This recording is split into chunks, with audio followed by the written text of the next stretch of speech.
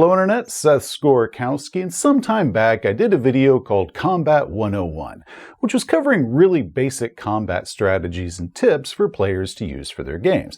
Real basic stuff like sticking together and not charging off in half a dozen different directions to get picked off one at a time, using tactical retreats, using disarms, real simple stuff like that.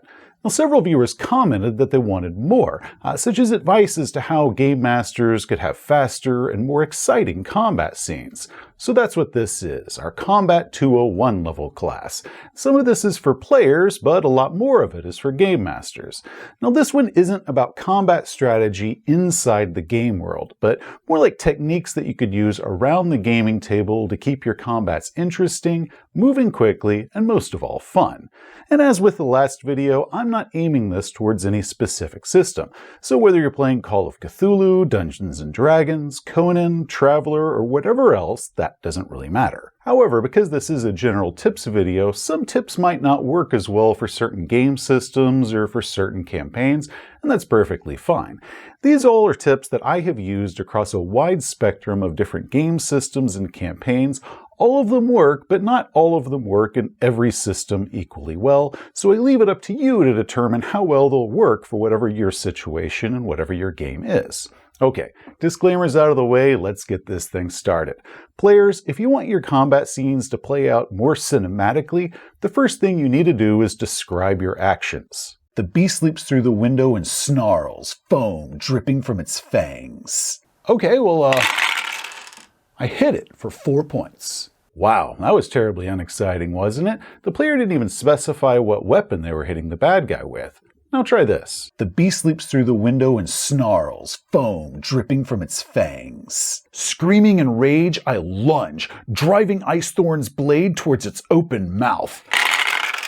And I hit it for 4 points. Much better. The player provided their own descriptions and added to the story, making it much more interesting, making it a scene that we can now visualize.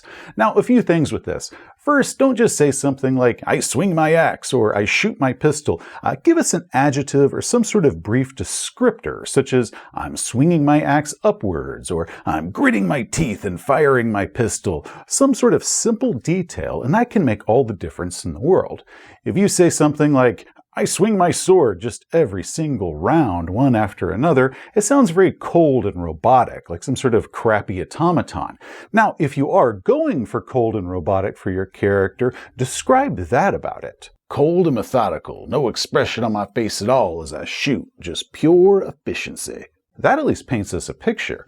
A lot of players complain that their game masters aren't describing combat scenes enough, allowing them to devolve into a repetitive and boring dice rolling back and forth that just seems to drag on forever. And that is a problem, but one of the best ways to express what it is you want in a game is to demonstrate to everybody what it is you enjoy.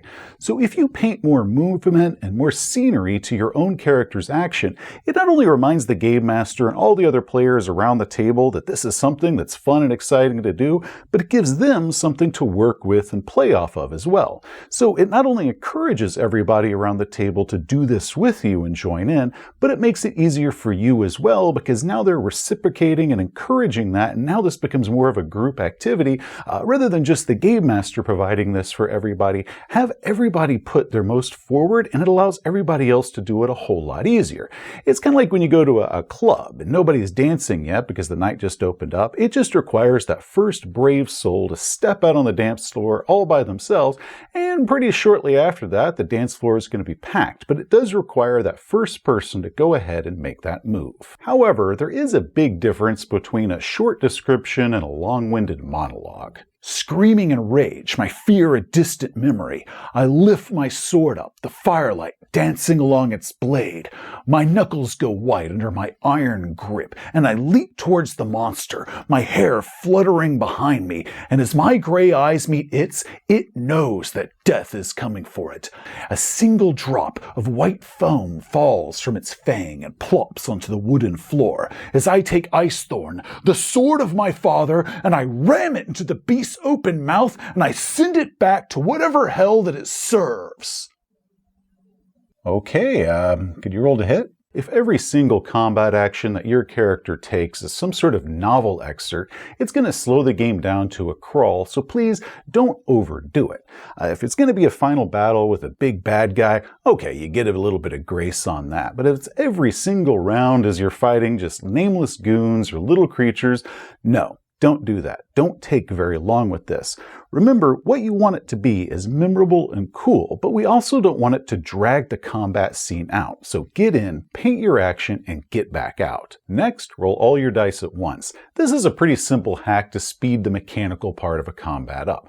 A single combat action usually involves a few dice rolls. You've got your 2 hit roll and your damage roll, and possibly more depending on what game it is, because you might have hit locations that you have to roll or any sort of weapons special effect. If that roll requires multiple types of dice, such as a d20 to hit and a d8 for damage, just roll them both together. If you hit, the damage is just right there. If you miss, then just ignore whatever the damage roll said. If your character has multiple attacks in the round, then use different sets of dice, such as different colors, such as these green ones are my first strike and these blue ones are my second strike. It's a simple trick, but it does tighten the time up that the dice rolling takes. But then once you apply that to everybody around the table over the course of several rounds, those few seconds that you save with everybody doing that can translate to several minutes saved that you don't have to watch everybody roll dice rolls around the table, and we can focus all the time that we have just on the combat itself. Next, let's go ahead and flip this over to Game Masters. One of the questions that I received in the previous Player's Tactics video is, what tactics should a Game Master use? Well, the answer to that is pretty simple. Use the tactics appropriate for the bad guy. Not all of your bad guys are going to be mindlessly charging in with zero strategy, so any strategies that they employ should be appropriate for that particular NPC. If you're playing D&D, the tactics used by those rampaging orcs should be less than by your highly trained and disciplined hobgoblins. Or if you're playing Cyberpunk, that group of street punks should fight differently than your tactical police force. The opponent should feel different. And I don't mean just that they've got, better armor or better weapons or can take or deal more damage, but they should behave differently as well. A disciplined and trained team is going to strategize, which is going to make them much more tougher to fight than a group that's just at the same power level that doesn't use any strategy at all. An untrained mob or mindless opponent should use no tactics at all, just going for the closest opponent. And any benefit that they might get from flanking or bottlenecking the player characters down should really be by an accident on their part than anything that's an intentional strategy.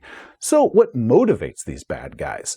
That might make them prone to running away. Very rarely should they just fight to the last breath unless they feel that they have no choice but to fight to the last breath. If they're just hired goons or brigands, then they might flee or surrender the moment that they realize that they aren't going to win this fight. If it's food, such as their starved crazed animals or a pack of zombies, if they drop a player character, they might not keep fighting anymore. They might just start eating the PC right there, or maybe dragging them back to their lair or den and ignoring the fact that the rest of their pack is still engaging in a combat. A trained and brutal opponent might put an extra bullet or a sword thrust into a fallen player character to make sure they're gone. An untrained and less disciplined opponent might just then move on to the next character, even though that the last one might still be alive and might be getting up in a minute to hit them from behind. The toughest opponent that you can give your players isn't always the one with the best hit points or armor. It's often the one that fights strategically, because now they're doing stuff like combining attacks, they're using disarms and flanking and tactical retreats, all against the player characters. But your opponent should also act believable to whatever type of opponents they are, and their behavior in combat, whether that be high tactics or they're just blindly charging in with no plan at all about what they're going to do, that should say much about the bad guy as however the bad guy looks. Next, adapt the opponents for the characters and the players. There's a few levels to this. First, determine what the characters are good at. What are their strengths? Give them opponents that allow the PCs to use their strengths. If your spellcaster just got their new big badass area of effect fireball spell and they're busting at the seams wanting to use it, Give them a good situation so they can use it and feel like a badass. As the PCs gain powers and equipment, give them situations where they can use those new powers and equipment.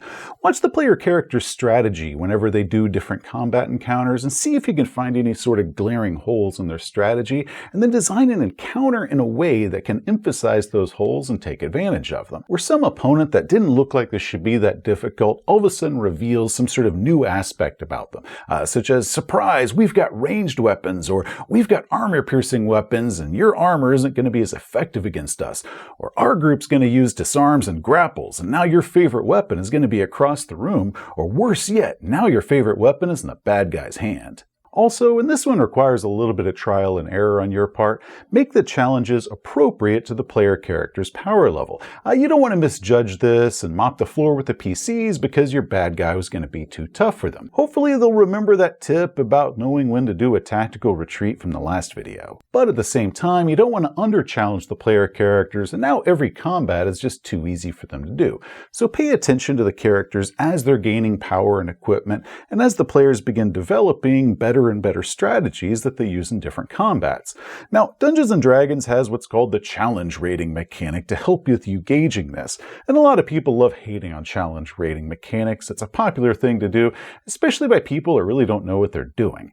Challenge rating should never be looked at as an absolute. It can't factor in all the variables, such as what the exact powers and equipment of your group is, or how tactical of players they are, or just the chaos factor of dice, so consider it really more of a guesstimate. A game master should always analyze the group and the players that they have and decide how appropriate a certain opponent might be for them. Challenge rating is a tool to help assist you with that, but ultimately this one's going to be up to you, the game master, to make that true assessment. Think of it like when Netflix recommends movies based off of your viewing habits. Sometimes it's right and recommends something that really fits your taste perfectly. Sometimes, though, it's dead wrong because it can't possibly know what your exact movie tastes are. So we learn to look at Netflix recommendations as suggestions versus absolute truths. Challenge rating is a lot like that, and if you use it, blindly accepting the results with zero consideration at all about the specifics of your own group, you really can't blame the mechanic for why your group's combats are completely off balance. Now, for the vast majority of games out there that are not Dungeons & Dragons, we just have to figure this out for ourselves, and that can be tricky. I personally put a lot of stock into the experience level of the players versus just the experience level of the player characters, and I generally start them off with weaker opponents, and if it's not challenging enough, I can always have more reinforcements arrive or simply up the next encounter's difficulty when they meet it. The goal, outside of it just being a fun encounter, is you want the player characters to feel accomplished in their victory, either because they totally dominated it or because it was a close and exciting call. Next, have the bad guys react to damage. Once the bullets and arrows start flying, the bad guys are hopefully going to be taking some hits. What do? Do they just stand there like nothing happened and on their next attack they just roll their normal attack like normal? Because that's pretty boring if they don't have any reaction at all. Bad guys should respond to the player characters, maybe focusing their attack on who they now perceive as the biggest threat. You know, if a PC runs up and hits one of the bad guys for a ton of damage, they might just turn their attention from the PC that they were fighting onto this new one because that guy is now the bigger threat. Or if they're going to be shooting at them from afar, like you've got an archer or a sniper, something like that, the bad guys should react to that. They should be fleeing for cover. Maybe they should be trying to send somebody up and around to take out that sharpshooter because they're not just going to keep standing in the middle of the field while people are raining bullets and arrows down on them from afar. Now, all of those are tactical combat moves that happen inside the game. But the other thing that you want to show is how they actually react to being damaged. Do they bellow in rage and just charge blindly toward them now that they're injured? Do they stagger backward, clutching the wound, and you can see the blood, whatever color it is, pumping out between their fingers? Do they quiver in ecstasy from the pain? Or do they swear oaths about "you're gonna pay for that" before they do a counterattack of some sort like that? Cult Divinity Lost has an interesting thing that they do to help game masters out with this. Each bad guy comes with a list of possible reactions when they get injured. When a bad guy, like this one, gets injured, the game master simply chooses a response that they find the most appropriate for that situation, either from how much damage the last attack gave them, or how much damage they've taken overall, or just one that the game master thinks might be fun to throw in right here. So it might not react at all, or the description of what the wounds look like, to falling prone and summoning all of its minions for aid, or trying to negotiate a deal in order to save its life, all the way up to death. Now, of course, a game master is encouraged to make up their own reactions, but this list serves as a good starting point when trying to describe combat with this particular bad guy. So for your own game, no matter what game it is, if you're not the best at coming up with various, sometimes weird descriptions of what they might do when they're injured, go ahead before the game or between the sessions, just list out a few responses, put them on a piece of paper, and then whenever that bad guy gets injured, you can look up and grab one that you think could be interesting, and you can give your players a really cool reaction to what happens when they get injured. Sometimes they might have a mechanical effect that you might want to throw on there. Most of the time they really aren't going to have any sort of mechanical effect, but you can just kind of describe what happens to this bad guy and how they respond to this, and it also might make their actions a little bit less predictable when all of a sudden they just decide to go for somebody else, or they try to do something that they really weren't expecting the bad guy to do, and that can make your combats a lot more exciting. But like when players are describing their own moves for their own characters, don't make this into some sort of long-winded monologue, but give us something that just paints the scene very, very quickly, and that can help both you and your players visualize this battle and visualize this opponent a whole lot more. Next, as I discussed in the previous video, players can take a long time to decide their combat actions, and that can quickly drag a game down to a snail's pace as we just stare at that one player who cannot decide what to do. So consider time limits. The in-game length of a combat round changes system to system. It might be 3 seconds, it might be 10 seconds, or it might be somewhere in between. So your players shouldn't be spending 2 minutes every single time it's their turn just trying to figure out what it is they're supposed to do that round that's really only going to last 6 seconds in game. So if the player is taking a very long time to decide, maybe have them lose their ranking order and initiative, and now we just move on to the next character who already knows what they're going to do, and that player character can get their turn later on in the round, or maybe they keep their spot in the round, but they're going to get a minus for their action. That minus start getting worse if they keep waiting and delaying the game anymore. Or in some extreme cases, you might have it where they just lose their action for the round because they weren't able to make up their mind in time. Now, definitely warn your players before you throw something on this like them, especially if you've been playing a while and you haven't done anything like that before. Give them a little bit of warning before you spring this. But it doesn't take long before the players start deciding their actions a whole lot faster if they know they might be penalized if they start dragging their feet and hem-hawing about what to do. And if they can't decide in time and they could lose their action, you can be guaranteed they're going to start trying to decide in time. Now, obviously, of course, there are going to be exceptions to that. If the player is new to the game, or if they have to verify in the book some sort of spell or power or equipment or something like that they have, and now they're flipping through the book to make sure that the range on their spell could possibly reach that far or something like that, that's perfectly fine. That happens, so definitely use your best judgment, when you should be giving them a little bit more time, and other times that they're just really just dragging their feet and unable to make up their minds. But outside of those reasonable exceptions, the players need to know that the clock is ticking. Combat should be quick, often snap decisions on the player character's part, so they need to be more like snap decisions on the player's part, and you want to make it clear that the players have to do this very quickly, and once they get used to doing it, they're going to become a lot better at doing them a lot faster. Now, a different option you might try instead of that, and this one doesn't work in all games. I haven't been able to get this one to work as well in fantasy games as I have in modern and sci-fi games, but another way of doing it is to declare all the actions before anyone rolls. So just go around the table. What do you do? What do you do? What do you do? Maybe have the bad guys announce what their planned actions are as well.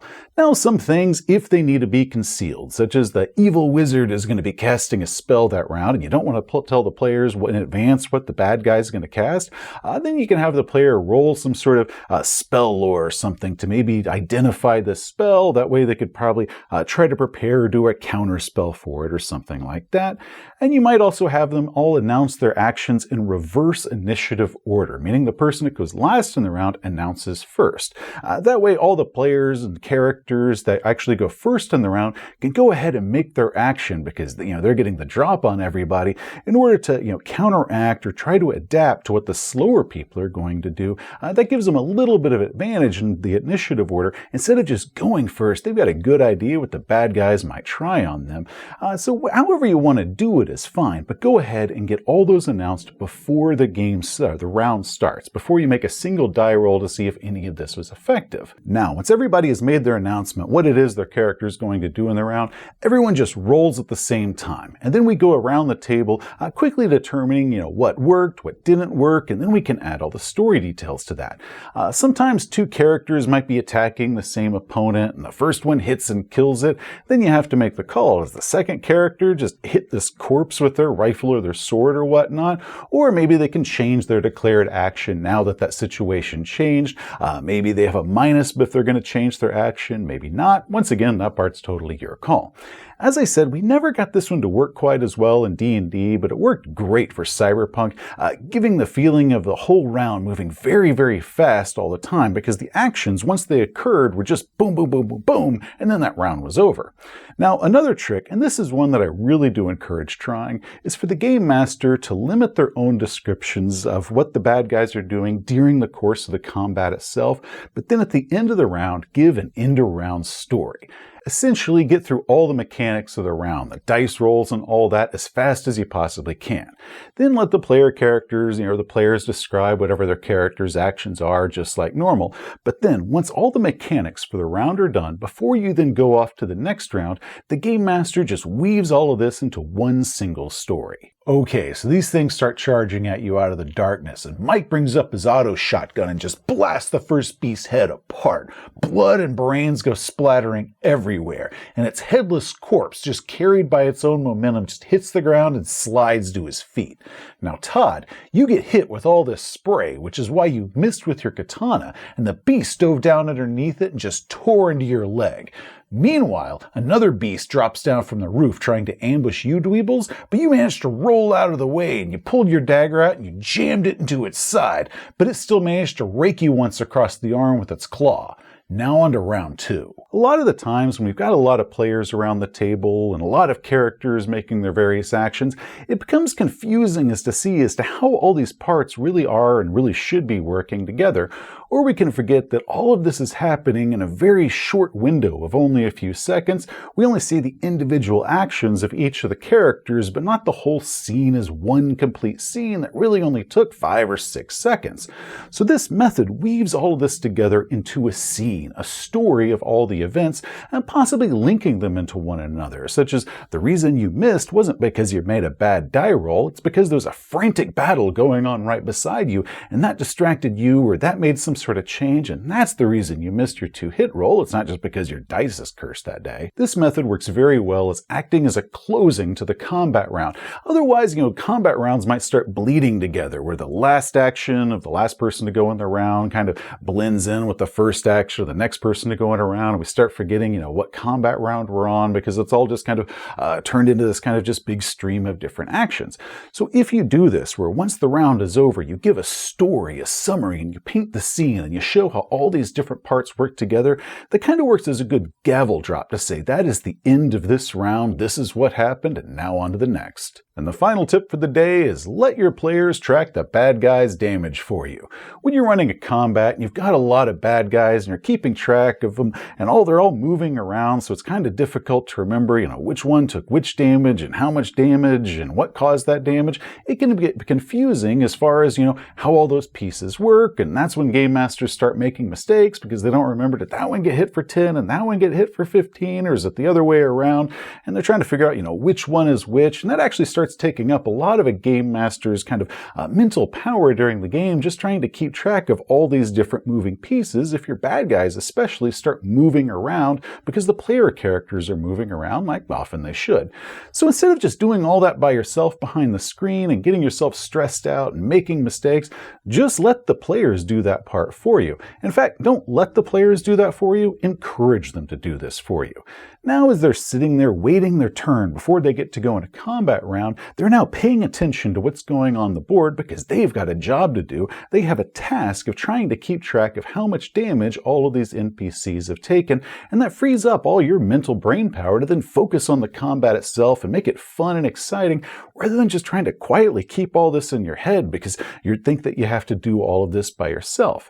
Now, this is evidently a controversial subject in some areas, which I find weird because it really shouldn't be a controversial subject.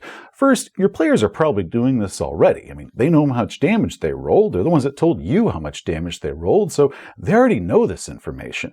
So instead of them just kind of quietly keeping track to themselves individually and just trying to make sure that you're staying in line with whatever they think, go ahead and have all of them just pool their resources. Let's just discuss this openly to make this a more efficient process. Some claim that it's metagaming if the players are keeping track of this for you, but again, the players are probably already doing it anyway, so why not just take advantage of it instead of pretending that it's something that's not really happening? But keep in mind that the players only know what the inflicted damage is. The players don't necessarily know how many hit points the bad guy has left or had total in the first place. And if game masters are concerned that the players are going to be able to figure out too quickly how much the bad guys have because they're watching the hit points go up and they see once they hit a certain number the bad guys drop and they're worried that might cause some sort of metagaming issue, then the problem isn't the fact that the players are keeping track of the hit points. The problem is the fact that all the bad guys have the same hit points as one another. So once again, using D&D as the example just because it's the most popular game out there, if you open up a monster manual, you'll see the Hook Horror. You can see that it has 75 hit points, but that number is really just an average for a quick reference in case you got to grab one on the fly. The actual number is these dice rolls right here. So if you throw 5 Hook Horrors against the group and they all have exactly 75 hit points, then that's just begging for the players to figure out what their exact hit points are. So there should be a variance between them. So let's look at an old favorite of mine, The Secret of Bone Hill for 1st edition.